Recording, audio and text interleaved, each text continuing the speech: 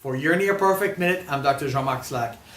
A topic that I've just learned about, but is completely congruent with what we've been observing in the office, is something called digital dementia. It's affecting everyone of every age in our society, but the biggest impact is seen on children. And it's not surprising, because statistics are showing that a middle school ager is going to, on average, spend 7.5 hours a day on technology for entertainment. That's regardless of what they're doing in school. 7.5 hours for entertainment. 75% of middle school kids have a TV in their bedroom. 50% of homes have TVs on all day.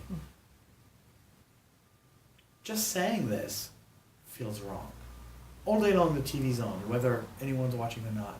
There's something really, really odd about that. 68% of 2-year-olds use a tablet. 59% of 2-year-olds use a smartphone. 44% use video game consoles. 2-year-old. That's from the American Speech, Language and Hearing Association. TV and video game use account for 60% of children's obesity. That's a big problem nowadays. But back to the neurological component, that digital dementia I was talking about earlier. The way the nervous system works, the way the brain develops, children need a specific set of stimuli to develop appropriately and normally.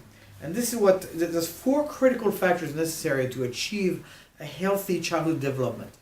They are movement, touch, human connection, and exposure to nature. Now, out of those 4, none involve spending time with a screen. Remember how much time they're spending with a screen? We talked about middle schooler are doing 7.5 hours a day. That's not even counting what they do in school. That's really quite.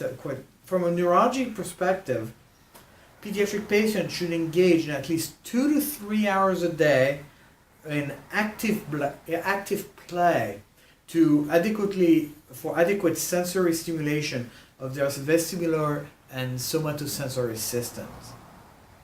What happens is that when they're spending time on screens with technology, that vestibular and somatosensory systems are understimulated, but their visual and auditory sensory systems, are bombarded by the technology use. This creates a setup in their brain where they are actually, because of this abnormal imbalanced sensory stimulation, those kids are actually experiencing high levels of stress. And their neurology, their physiology, function as if they were under intense stress, which leads to all kinds of learning and behavioral problems. So, real short and quick of it, digital dementia, it's a real thing. The term was coined in 2012 by a German neuroscientist. We're going to hear about it more and more and more. And we really should be mindful about how much time our kids are spending with technology. For your Near Perfect Minute, I'm Dr. Jean-Marc Slack. I'll see you soon.